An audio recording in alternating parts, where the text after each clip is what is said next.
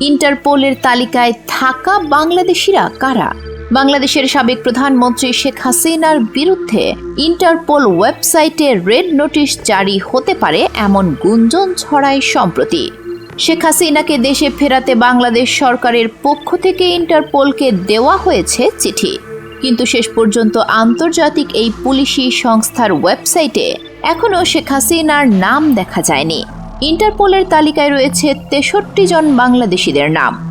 এর মধ্যে 75-এর 15ই আগস্টের হত্যাকাণ্ডে জড়িত কয়েকজন এবং কালা জাহাঙ্গীর সহ বেশ কয়েকজন শীর্ষ সন্ত্রাসীর নাম অন্তর্ভুক্ত রয়েছে।